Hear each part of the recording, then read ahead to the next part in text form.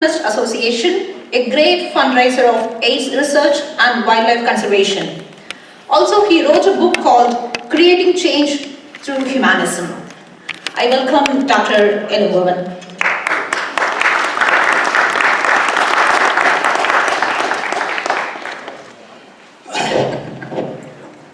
Good morning.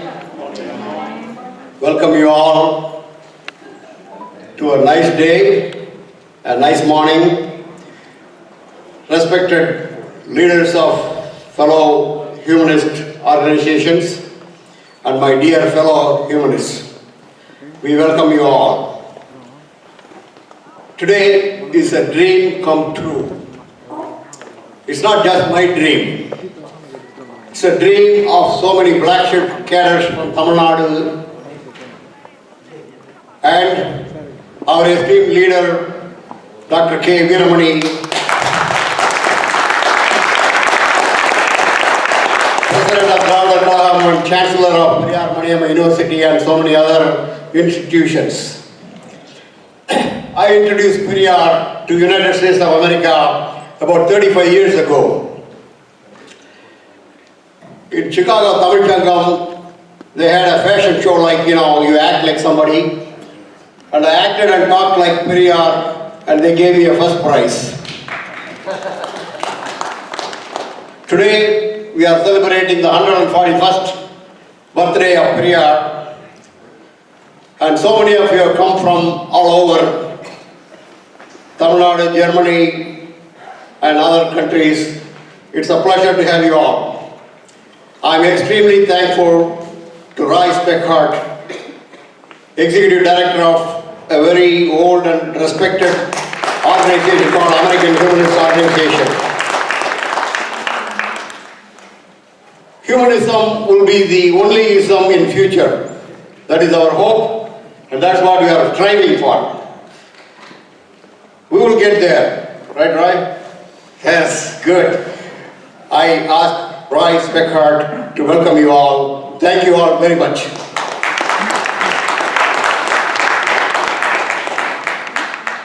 Good morning, and welcome to the Humanism and Self-Respect Conference. So, it is my honor to help launch what I see as a groundbreaking event with the enthusiastic support of the American Humanist Association and Periyar International USA. This conference will help address topics relevant to global humanism and has a potential to unite us in new ways. Today, humanism is at a crossroads. Here in the United States and internationally, we are confronted with spiking regressive attitudes.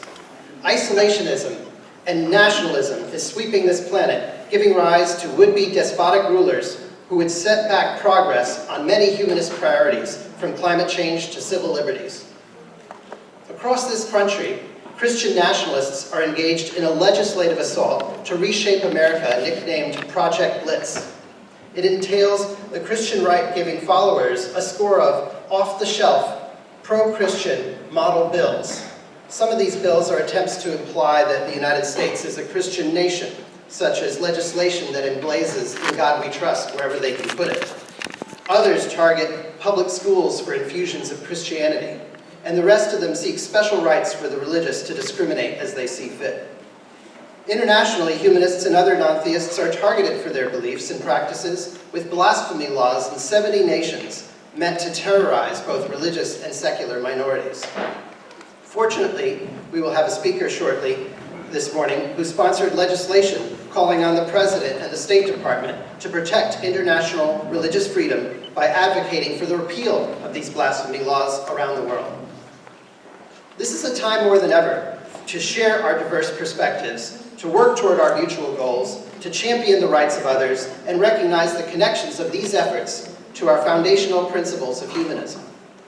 For instance, as environmental issues demand our attention, it's worth remembering the words of humanism and its aspirations that reminds us of our planetary duty to protect nature's integrity, diversity, and beauty in a secure and sustainable manner.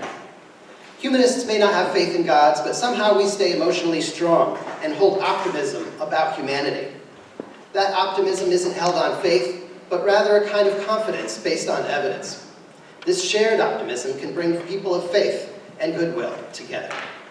And whether it's our common commitment to the environment or our mutual interest in governments being neutral on the subject of religion, humanists everywhere must come together. We should take our intersectional approach to progress and call on everyone, religious or not, to cooperate in order to eradicate racism, homophobia, sexism, violence, and the like. While our systems of government and justice are flawed, we can collaborate with others to use public policy, legal, and other advocacy tools to steadily improve them. Please keep this backdrop of our struggles in mind, as well as our progress and potential, as you take part in this weekend's activities. Now please prepare yourself for expert speakers and interactive workshops exploring altruism, activism, social justice, dispelling astrology and superstition, delving deep into issues of health, wealth, and building community. I hope you please enjoy the coming program. And one piece as well I want to add. Dr. Kanabran Ravishankar has produced this great booklet that I think will help instruct you and give you the background needed on this movement. As I mentioned in the little forward there, I encourage fellow humanists to read this book and get inspired by the success of humanism affected by the Dravidian movement. I wish the author, Dr. Kanabran Ravishankar, well, and he can come to the stage. Thank you very much. You all get this in your bag. Thank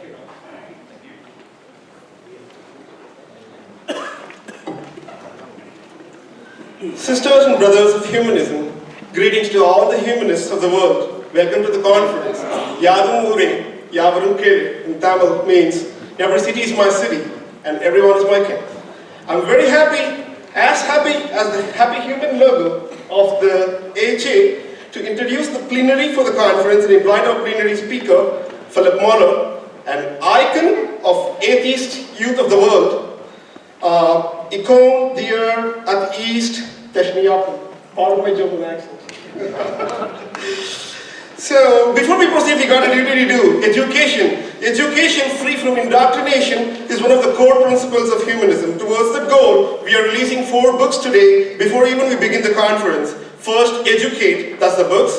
Then organize, that's the conference. And then agitate, which is our communities. Our distinguished speakers on the stage will receive the books.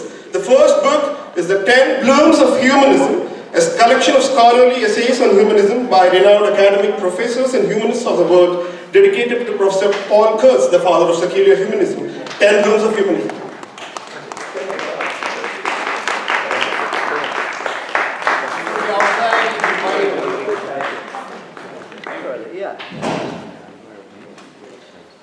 The next one is Humanism and the Dravidian Movement, authored by me, which already Roy introduced. And then the third book is the book by Periyar himself, penned in Adimayanad in German language, which is Rome, Shin, Ram, Andhra. Originally written in Tamil by Periyar, the doyen of the Dravidian movement, and translated by our professor Dr. Ulrich Niklas. This book is a mega seller among the men and women of India and the entire diaspora.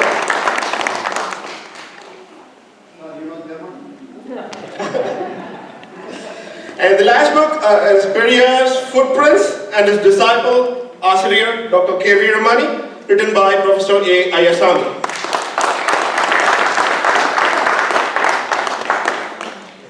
These books are all available on the stands outside the auditorium. Pick them up, folks. Thank you. Moller is a best-selling author who serves on the advisory board of the Giordano Bruno Foundation. You all know who Bruno is. Some regard him as the martyr of science, for he was burned at stake at Rome's Campari Fair Market by the church. Hey, all he said was the stars were distant suns surrounded by their own planets and the universe is infinite. But that contradicted the Bible and then the indoctrination, so he was burned at stake. They could have messed with Bruno, but they cannot mess with our plenary speaker, Philipp Moller. Nobody can mess with him. Even at the age of 10, Moller decided not to attend religious classes. I can imagine the looks on his mom's face when he said that. Dear Moller, did she say, boy, you're grounded. We all go through this silently in our childhoods. But Moller is never silent. He's a tyrant for tyrants. He's best known for his "Without the religion would be a better, the world would be a better place" speech at the first Dispute Berlin event. He's critical on religion, but passionate on humanism. His podcasts, interviews trigger many people on godless campaigns towards a free life with a free mind. Moller's books in German, "I Go to the Schoolyard," "Am I a Freak or What?" "Have a Ghost Flash," and his latest book, "Godlessly Happy, Why Would Be Better Without Religion," are all bestsellers. And one more, he raises funds to fight against discrimination of atheists. So if you end up with a fight and atheists fight in your backyard, you know where to go. You know where to go for the funds. Dear Moller, here we come for your pockets. I mean your pockets of knowledge and the knack to deal with the Bibles. I now invite to deliver the plenary address of this international conference on humanism and self-respect, our mega star atheist and humanist, Philipp Moller, everybody. Give him a big hand and welcome him inside.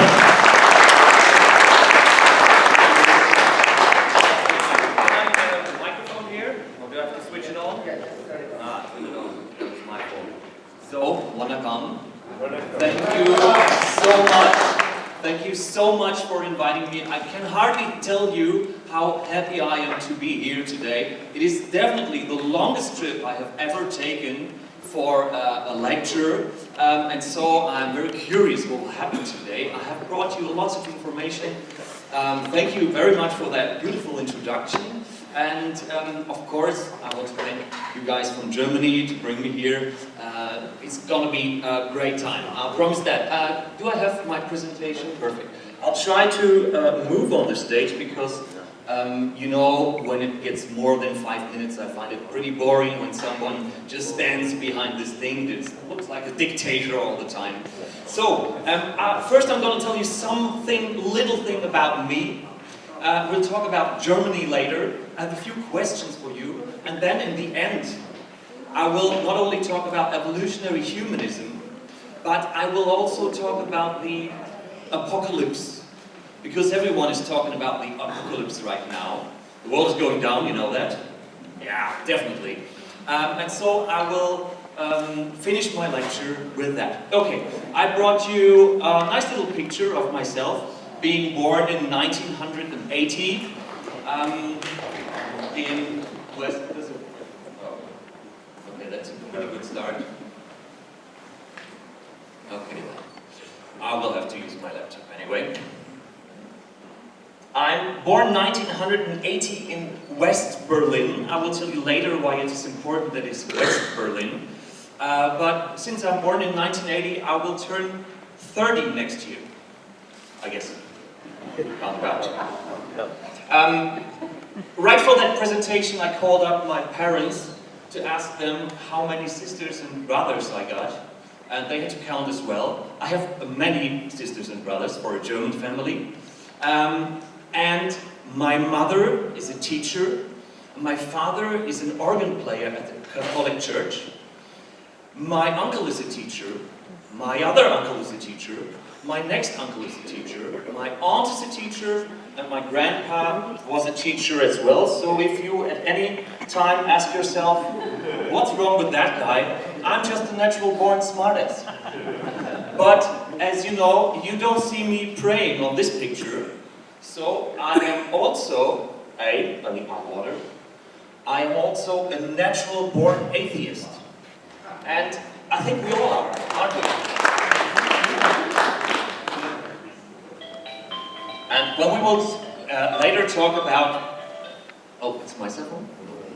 When we will talk later about religious education, this is a very important point, because all of us are born without the belief in any god or gods or goddesses or unicorns or whatever. It's just a matter of education. Oh, it's another cell phone. Okay, let me tell you the difference between West Berlin or West Germany and East Germany. While the people of West Germany could travel the world in their fancy cars, you know that the people from East Germany couldn't. And while we had this thing going on, Christianity, the people in East Germany didn't. they had socialism going on. So it is no wonder that in 1987, you can see me up here with my family. It's my mom missing because she's Santa Claus. They put my mom in the Santa Claus stuff. I didn't know that when I was 7 years old. My sister didn't know. The other sisters and brothers weren't born yet. But this is very typical for the German household. Let me try my mouse again, because I really don't want to... Yeah, it works. 1 year later, I was brought to my Holy Communion. And I'm going to tell you about this. You can see me... It doesn't work. I'm very sorry. Okay, it did work. Maybe I'm just too far away from the Bluetooth connection. You can see me up here, little 8-year-old Philipp. And you know how communion works? Most of you probably not. I'll just tell you. The thing is, when you get to the Holy Communion, they give you a little, it's called Oblate in Germany, and then you drink, I guess it's just not red wine, but something similar for kids. And in that moment, the Holy Spirit is supposed to come to you. So I put that oblate in my mouth, and what do I have to tell you? Nothing happened. Absolutely nothing. The world didn't change at all. I didn't get any new insight. I was really curious about, wow, what's going to happen now? Because when you're a kid and you go to Catholic church, my dad's a church musician, so I went to the church pretty often. Mostly not sitting there down praying, but sitting up with him at the organ. But then again, you see all these adults getting those oblate, and you think, like, wow, just 1 year ago, I will have mine, then everything will change. Because, to be honest, from now on, I don't really get what they're talking about. You know, they keep being Catholic, and I don't get it. So maybe with that oblate, I will get it, but I didn't get it. Nothing absolutely happened. And I had to tell the priest, yes, I believe in God, from an 8-year-old. And that was a lie. And nothing happened as well, so I thought, okay, I could actually quit it, to be honest. I had nothing more to do with that. And in my teenage life, there was only a few situations where religion really came onto me, because I became a really big Simpsons fan. And there's Bart Simpson praying at the table, God, we paid for all this ourselves, so thanks for nothing. And I found that pretty funny. And so, I had nothing to do with religion until I got to university and I read a book of Steven Pinker. Steven Pinker tells us 3 very important things. The first thing is we're not a blank CD slate, you know, not a CD blank. So we're not born blank. But we are born with, you know, biological things. Religion tells us completely different. Completely different. So that was the first point. He also tells us that there is no ghost in the machine, which is the most important thing for the soul, you know. And without the soul, the whole Christianity thing doesn't make any sense at all. There's no afterlife, no God can control you in any way, and if there's no soul, Catholicism, Christianity is actually not a real thing. So, and then we're not noble savages. So we're not born as good people at all in the beginning. So, later on I came to the 4 horsemen. Of course you all know them. But up until that time, to be honest, what I thought about religion was, okay, it's a weird thing. It's a weird thing for those people who were brought up with it. I don't care about it, it's really weird. But then I met that German guy. His name is Dr. Carsten Frerk. And Dr. Carsten Frerk told me that there are huge, like enormous financial grants from the state to the church. He also told me that there are massive legal influences, I'll talk about that later, and that that we actually live in a church republic. And that made me kind of furious, because, you know, just having religion as a spiritual hobby, it's absolutely fine for me. Pray to whatever God you want, or how many gods you want, or how many arms they should ever have. But if religion becomes a part of the state, then we have a problem. Pretty close to that, there was the atheist bus campaign you probably all know about. And we started that atheist bus campaign in Germany. It went a bit different because we were asking all the public transport organizations to print our message. Es gibt mit an Sicherheit grenzender wahrscheinlich keinen Gott, there's most probably no God, on the buses.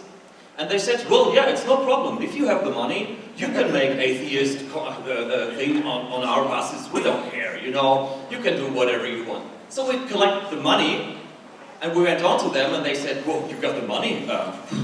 What can we say? And then they came up with an excuse saying, sorry, all of our advertisements has to be ideologically neutral. Ha, ha, ha. You can see Jesus ads everywhere, Bible ads everywhere. And so the campaign actually became a big success because we rented an own bus and drove with that through the whole country. I'll tell you later about what happened, especially with young people, because you know, the people, we were thinking like, wow, they will be upset, you know, when we go to southern Germany, to Bavaria, to Bayern, people will say, oh no, you're telling there's no God, what can you say? No, most of the people were absolutely friendly to us.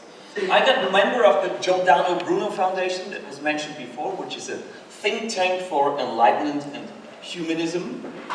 You can see here a drawing of János. János is a really very famous book writer for children's books. And there are also very Catholic and Protestant parents, you know, really loving János. And when he published that, they were all so disappointed, you know, we've been reading János books when our kids were so little, and now he's gonna get out something like this. And we said, yeah, sorry. He actually thought about it. And then I became a professional atheist. This is what I call myself today. You don't really make much money with professional atheism. It's a very hard job to do, to be honest. This is why I'm a writer also. I'll tell you about that in a second. But you can see me here with one of the most famous young TV moderators. He's a pretty cool guy. He's actually very funny, as you can see. He made fun of my hair. But I think he only did this because he was envy of my hair. You can see that. Because, well, he doesn't. Okay, I'm an author, so you say writer or author, I don't really get the difference. This is my first book. I had to become a substitutionary teacher? Substitute teacher. So, a fake teacher, actually. I was starting my job for the atheist bus campaign. I needed money.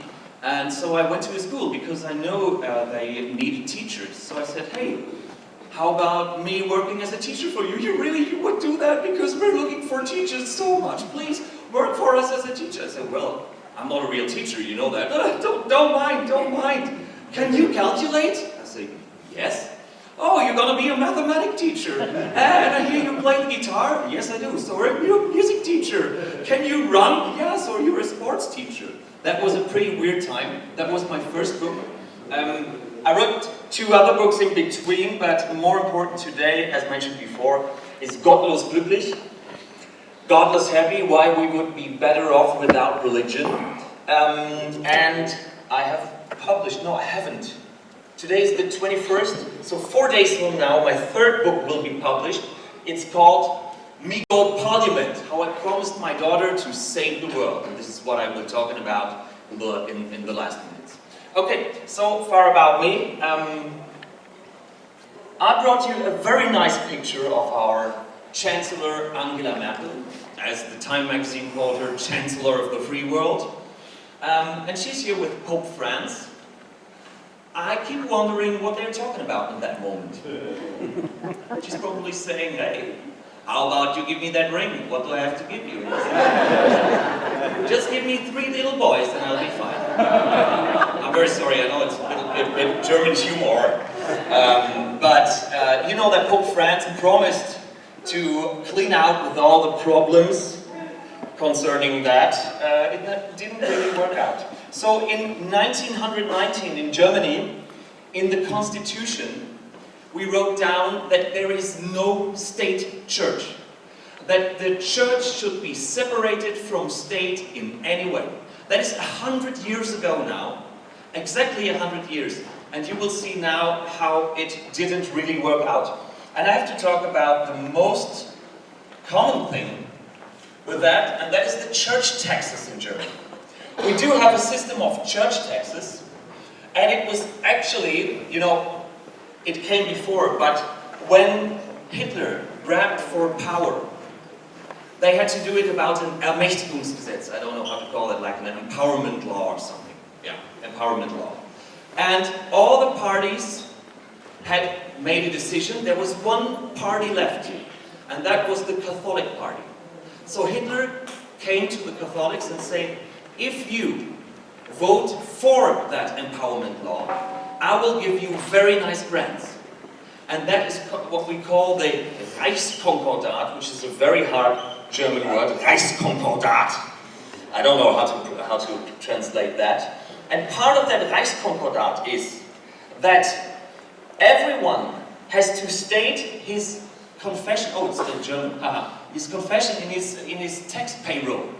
You know, you have a tax payroll, and you have to tell the state whether you're Catholic or Protestant or non-confession or whatever. Those are main religions.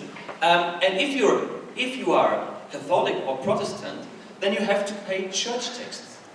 And the funny thing is that whenever in church there is a baptism, probably one of the church members runs to the office and say, hey, we got a new member, we got a new member.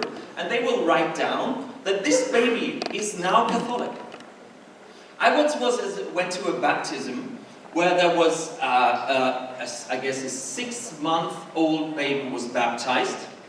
And the priest said, I'm very happy that the baby came here on its own.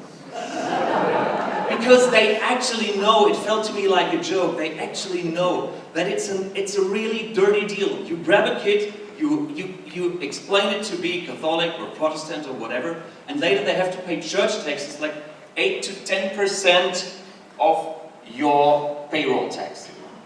Wow. And this is the result actually of Nazi Germany, but it's still valid in Germany. I really can't understand it. And the next thing is that it's a big task to collect all these taxes. It's not for free because you have to employ people to collect it and everything, and it makes 1.5 billion euros. And we all pay that, also the not religious people. Okay, then we talk about welfare organizations. The welfare organizations in Germany called Diakonie and Caritas, Protestant and Catholic. And as you can see, they have a very good marketing, okay? They run hospitals and retirement homes and hospices and kindergartens and schools and workshops for disabled. And the thing is that all these institutions cost around 42 billion euros per year. Okay? And this is why this church says we are a very important part of the German state. If it wasn't for us, if we wouldn't be there, then a very important part would break away. But maybe you can take a guess. How many percent of that 42 billion euros are paid by the church? Could anyone take a guess? What do you think? How many percent? You say none. You destroyed my joke. It is really 1.8%. So this is what we call the Caritas quote. That 1.8%, this is what they pay, and the rest is paid by the public. So whenever they say, yeah, we're the most important part, it's just not true. They're basically lying. And I think this is just one of those problems, because they have a very, very smart thing going on. You can see a German caricature here. It's by my friend Jacques Tilly. He's also in the foundation. And it says, fired because of adultery. And the thing is that Caritas and Diakonie, they have special labor laws, like very special, you couldn't actually call them laws, that say, whenever you do not apply to the moral standards of the church, then you can be fired, like from one day to the other, or you don't even come up to the application. Well, they see an application, say, oh, he's not from the church. They don't do it all the time, but this is what the law says. And I think this can't actually really be happening in a modern state, to be honest. It's also not just for adultery, of course, it's for gays, it's for non-Christians, it's for everyone who does not apply to the moral standards. And I think this is actually one of the biggest scandals. We have hope from the European Court of Human Rights, because they had 2 cases now where they said, no, sorry Germany, you can't do that. But obviously German judges don't really like the EU telling them what to do. Okay, so we'll be talking about religious education in public schools. Because also part of the Reichskonkordat was that there is something in the constitution of Germany that says that there is religious education in every part of Germany. And not information about religion, but really religious education. And so I tried to collect some words that shows what's actually happening in a school and what's happening in a church. Because in a school, it's about knowledge, while in a church, it's about faith. In a school, it's about questions, while in a church, it's about faith. You might see a pattern here. In schools, it's about doubt. In church, it's about faith. In schools, it's about thinking. Church is about believing. Schools, it's about insights, while church is about confession. And then I made a word up. I don't know if you get it. But schools are about enlightenment, and churches are about endarkenment.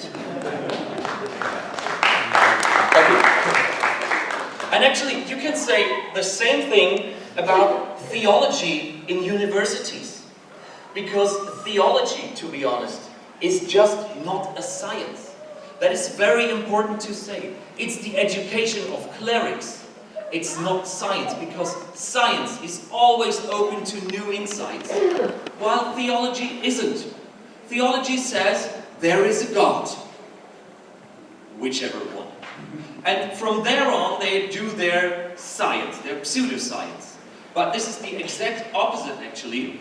So you could write the same words behind all of that, because theology is not science. This is one of the most important messages that we can send. I know that, students of theology and professors of theology, they really don't like hearing that, of course, but you always have to stress that. So, you have probably heard about the March for Science that was actually originated in the United States. We had that in Germany too. And we're having, right here in front of the Brandenburger Tor, someone saying, I can't believe I'm protesting for reality. Because facing, that was said before, facing all that populism stuff, they just say whatever they want, just however they need their reality. And the thing is, if you're in discussion with really religious people, and not just even really religious people, and you talk about reality, then they will probably say, well, Philipp, there is no reality. So, sorry, everyone has its own reality. And I can say, well, I'm sorry, there is. We cannot always find out, and I'm not saying that I will always find out. But there is a reality. And if there is no reality, you have a problem with a thing called randomness. And in that randomness, of course, you can say, do you all know the flying spaghetti monster? How about the people from here, from India, Periyar people? You know the flying spaghetti monster? Very disappointed.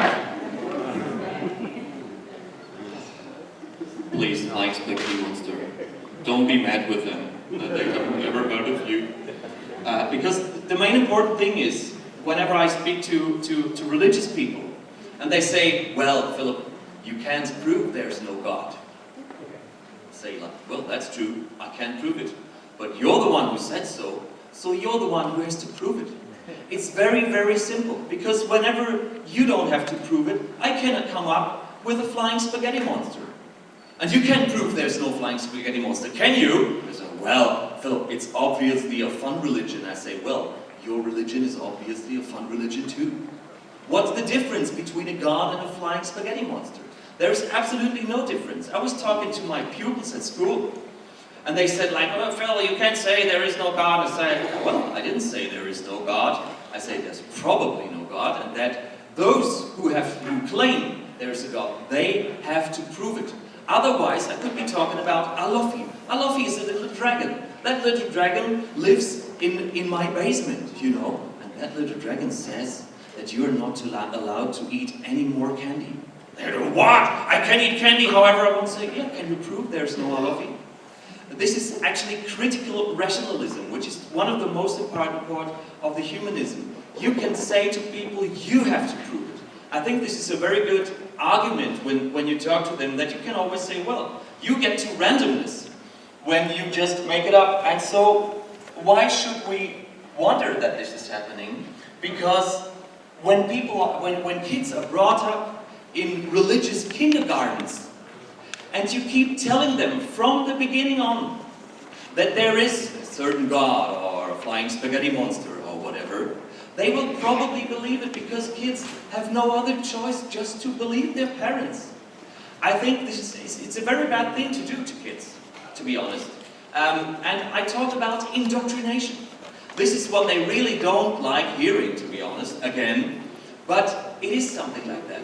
And whenever they say, well, Mr. Moller, I haven't been indoctrinated, I used to say, well, that you feel you haven't been indoctrinated is a good sign for a good indoctrination. It's not very nice of me to say that, because, you know, it's a double bind, actually, they can't really get out of it. But it's true. If you are very, very convinced of it, that has not been indoctrination, I think it's a very good sign that it has been. And, you know, Caritas and Diakonie, they are running a lots of kindergartens. There is areas in Germany where you cannot find a kindergarten place without going to Caritas or Diakonie. Because actually, especially in the rural areas, they are so big that you cannot find a place. And then you go there, you say like, okay, it's the only place I'm gonna get, so what's gonna be happening to my kids? Will they have to pray here? Or you ask, is there religious education? And they say, no, there is no religious education. We just pray in the morning, we pray for food, yeah, we're going to the church on the certain days and stuff. So you say, this is not religious education? No, we're not teaching the kids there is definitely a God. We're just making them an offer. You know, they call it an offer. This is what I think is one of the biggest problems, that they even don't get it. And this is why I keep saying, what parents teach to their children, a secular state cannot intervene with that. You know, you cannot go to the parents and say, you are not allowed to teach your kids about religion. But using the infrastructure of a secular state for religious indoctrination, that is a problem. So if we spend 4 billion euros a day for religious education in schools, then we do have a problem.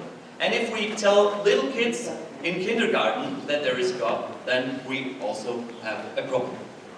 Okay, I'm very sorry to show you that. I'll just show you probably for a very, very short amount of time. This is circumcision. We had a very big problem with circumcision in Germany. I know it has been quite popular in the United States. I don't know how it is today.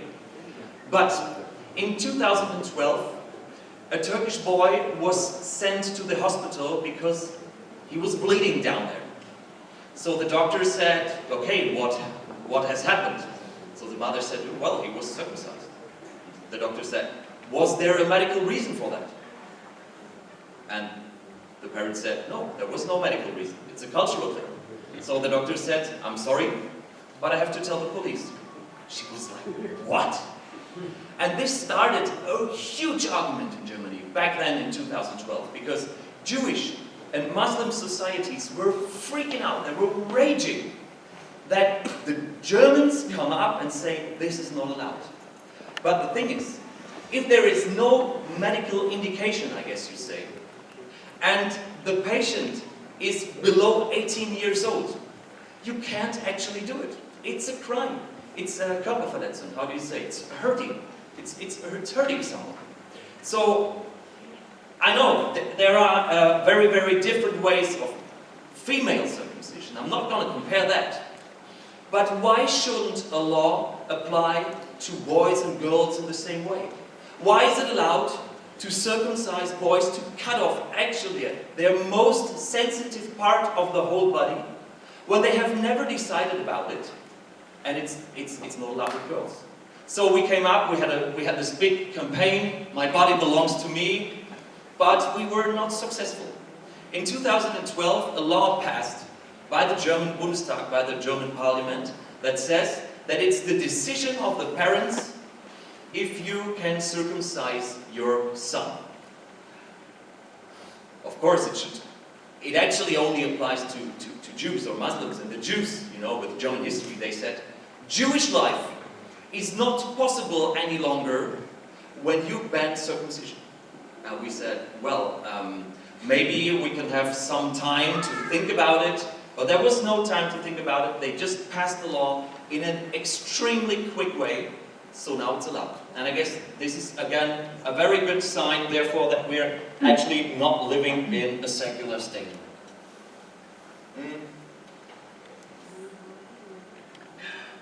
This one says, away with paragraph 219a. It's a very special thing. And I have to tell you something about it. In 1869, there was a pope, and he was completely crazy about Maria, yeah, Virgin Mary. Completely crazy. And then he said, well, if Virgin Mary got that child, and that child, you know, it wasn't done in a natural way, but in a spiritual way, then we have a problem with a thing called abortion. And so he said that in that moment where the semen and the, you say, egg are connected, this is when the soul goes into the child. Before that, in the Catholic Lehrmeinung, I don't know how you say, they said that it's going to take 3 months or maybe 6 months, but he was so crazy about Virgin Mary that he invented a new thing. And that was spontaneous soul. So in that moment, then we had a new law that says that abortion is not allowed from the beginning on. Not allowed at all. It's a crime. It's murder, actually. And then in the 70s, German women said, my body, my choice. So after a hard fight, we had a new law saying, okay, it is still forbidden.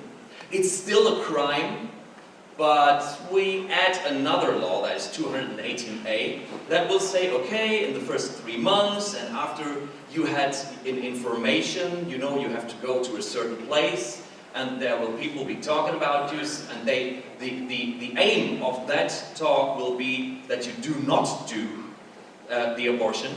And then there's 219a, and that is very interesting, because it says that advertisement for abortion is forbidden. Okay, by advertisement you probably think of like really big ads saying buy one get two free or something. This is not what they mean.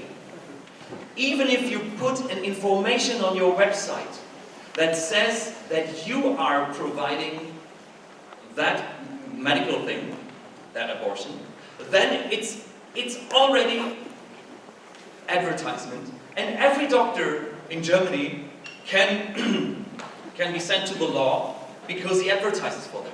So we had a big fight about this is not possible. You can see the Green Party here in front of the parliament. And again, to be honest, we were not successful. It is still valid that it is forbidden to tell on your website that you do the abortions. Okay, another sign for not living in a secular state is that we have military bishops. You can see that guy in the middle. He's obviously a priest. He seems very happy here. He's actually not a very happy guy, because I have met him in a talk show. and he talks like this. He's Mr. Moller. This is not possible that you talk about like this to God. This is absolutely not possible. You cannot talk about God like this. He's very happy here, maybe because he's surrounded by many good-looking, strong men. I don't know. And I found a very nice picture of that guy, which I brought for you. Franz Josef Overbeck. Herr Moller, es geht auf keinen Fall, dass Sie so über Gott reden. Haben Sie mich da verstanden? Sind wir da klar? This is how he talks. Jawohl. Wow! And you know, when I met him, it was my first time in a talk show, my first time as a professional atheist, so to say. It was really hard talking to him because he uses this authority.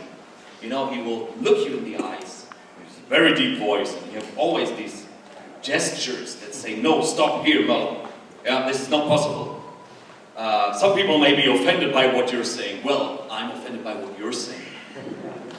And the funniest thing is that, you know, while he looks very happy here, this is one of his most famous quotes. Homosexuality is a sin. We know that very precisely. Well, probably they know it as precisely as they knew about the position of the earth. Or maybe about the origin of man. You know, obviously the Catholics never knew anything precisely. Everything they have said about reality turned out to be completely wrong. So obviously this thing is also wrong, but he says more. He's a pretty funny guy. He says, human dignity and human rights are unthinkable without Christianity. Wow! Can we go back to history lesson here, Mr. Franz Josef Overbeck? You know, it's just weird. Then he says, without religion and religious institutions, even being human is impossible. Being human is impossible, you know? If one of you should not be Christian, you're actually not here. Because you are impossible. It's just not working. I don't know, but his most funny quote, he's a really funny guy. His most funny quote, he doesn't look very funny to be honest, but his most funny quote is that the Lord likes the Catholics most. He really said that. Out loud, you know, and he's probably convinced that it's true. But maybe this is how religion works, you know, you always have to be the best. And there is only one God. That, or maybe many gods, and maybe the flying spaghetti monster. And that God loves you absolutely most because you believe in Him. And this is what they tell the kids. I mean, I'm sorry, it's just, am I allowed to say swear words here? It's just crap. It's just nonsense. But the good thing, the only good thing about Lucky Franz, as I called him, is that you can see up there, there's the temple he works in. And the red dots are all very professional and well-rated shrinks. So please, Franz Josef, go and tell it to the shrink what you think about it. Okay, then we had another campaign going on. It says, mein Ende gehört mir, my end belongs to me. And this is about assisted suicide. And this is actually the most problematic thing going on right now in Germany. We are waiting for a law in the next, say, 2 to 3 months, that it becomes legal again, because, like, all the professional Christians working in politics and in the churches, they had done very well lobby work to make sure that assisted suicide will be forbidden, and now it is. Actually, who you can see here, it's Uwe Christian Arnold. He called me like 2 months ago. He called me and said, hey Phil, it's Uwe. How are you? I said, well, I'm fine, how are you? Oh, I'm not fine, I have cancer, and I'll be dying today. I just want to say bye-bye. I had a very great time with you. You're such a cool guy. That's it. He was Germany's most popular, you say, assisted suicide doctor. And we fought for that long, for months, but still, they won. I have to say, they won again. There is progress, I'll come to that later, but they won again in that case. And that means, because I would say, there is only one person deciding about my death, and that is myself. No priest, no politician, no doctor. And that is one of the most important things about humanism is self-determination. So, do we live in a secular state? So and so, I would say. And that's the craziest thing about Germany. You know, in the United States, you have the free churches, right? They go pretty crazy. But in Germany, the connection between state and church is still very, very good. And that, by the way, costs us 19 billion euros per year. Besides the 42 billion for Caritas and Diaconie, which are in a good place. But 19 billion euros per year, so only Christianity can exist any longer, because otherwise, actually, people would run away. I'll show you some figures about that right now, but I want to introduce you to Dr. Michael Schmidt-Salomon. That is the head of the Giordano Bruno Foundation. He's a very cool guy. I like him a lot. I know him for 10 years now. He's the problem about him is he's super smart. You know, he's got an IQ like 150 or 60. He knows everything. I hate it. If I should ever go to a TV show, I could have him as my telephone joker, because he reads books in minutes. Actually, it's crazy, and then he can remember everything. He's a very cool guy, and he says that secular politics must be rational, evidence-based, and ideologically neutral. I know that we are complaining on high standards in Germany compared to the rest of the world, but if this would apply to politics in the world, I am very sure that we would have much less problems. This is what he says about good politics, about secular politics. Let me tell you a little thing about evolutionary humanism. You can see a friend of mine here, he's also in the foundation, he's called Volker Sommer. He works with apes a lot.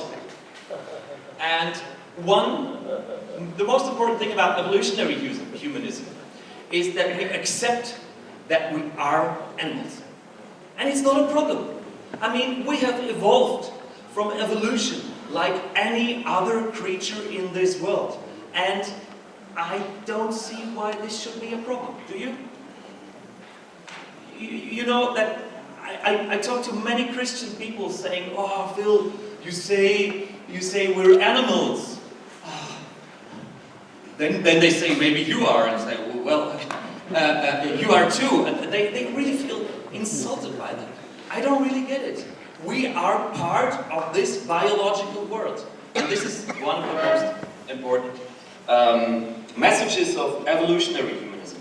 The German population, as you can see here, religion-wise, is now actually very good, because we have that non-secular state, and we have a lot of politicians a lot of religious politicians, and of course they decide very bad things. But as you can see, in Germany right now we have 25% Protestants, 28% Catholics, 5% Muslims, 4% others, including Hindus, Buddhists, Jews, 2% Jews, and 38% non-confessional people. And then I brought to you some very nice figures. There was a questionnaire in Europe, and young people, 212,665 young people in Europe, in these countries you can see there, between 18 and 34 were asked if they could be happy without a God. I know it doesn't say I can be happy without a God or I am happy without a God. It also doesn't say God is just a very bad idea. But honestly, if you're religious, you wouldn't say yes to that question. 2 minutes. Really? You told me I have 50 minutes, so it's 9 minutes then. I have a countdown here. Okay, I'll hurry. This is how European people answered. So many European people could be happy without a God. And also, I trust religious institutions say, yes, hang on a second. So many people trust religious institutions.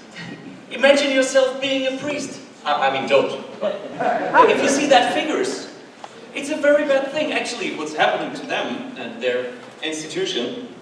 And then the most funny question is, are you religious? It's only 1,000 people asked, but still, it's a very good figure.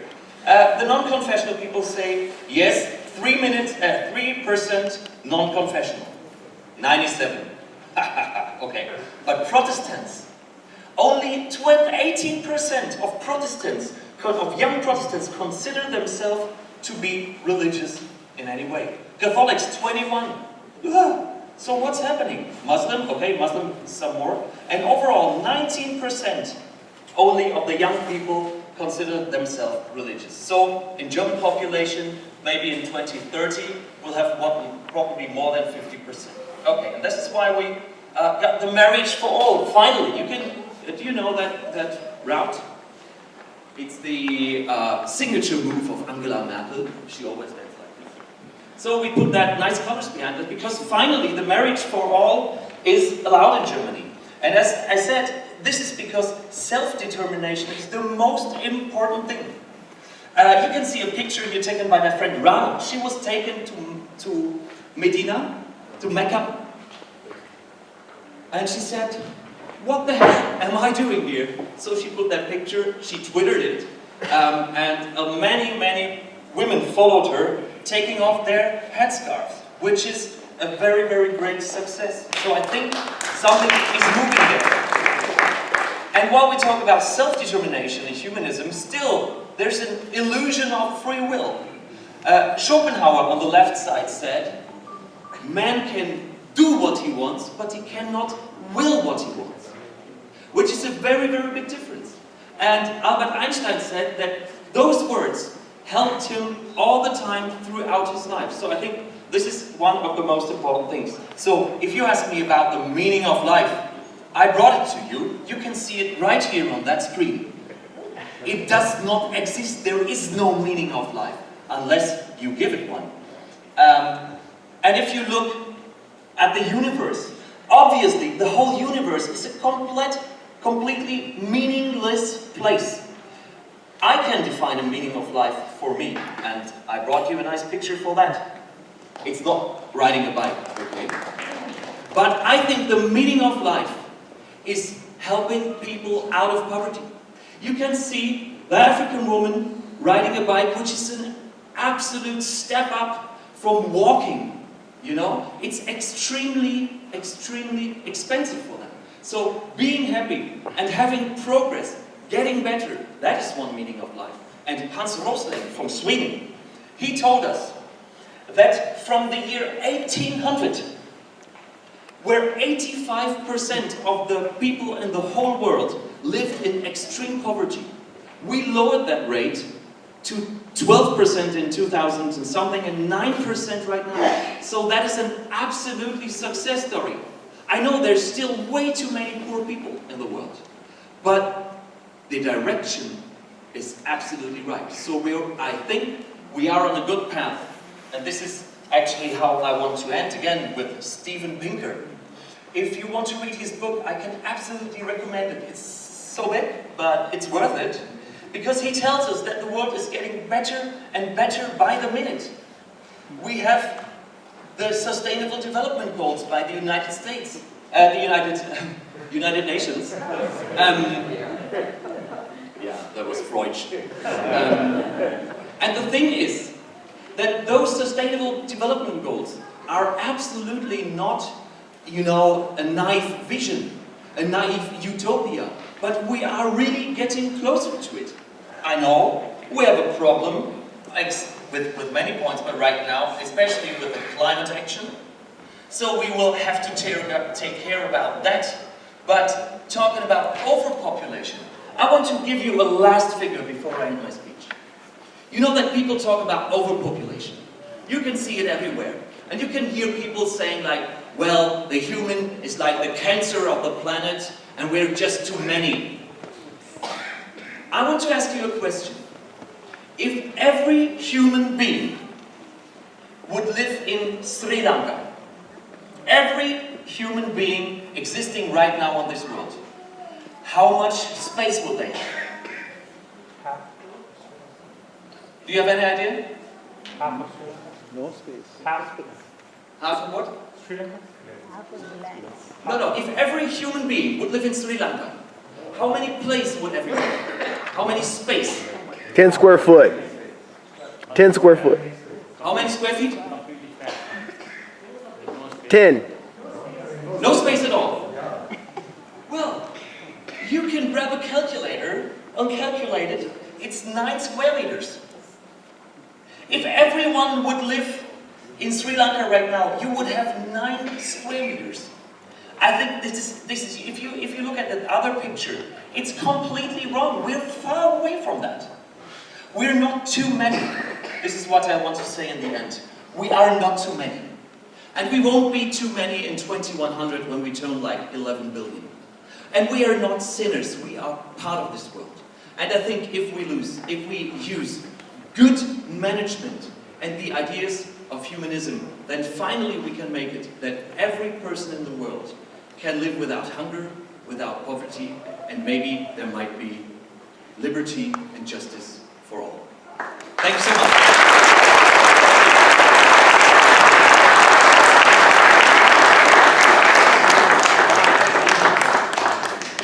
Thank you very much for your enlightening speech, Mr. Philipp. Thank you. Now we invite Mr. Royce Peckhardt to welcome Congressman Jamie Rexon.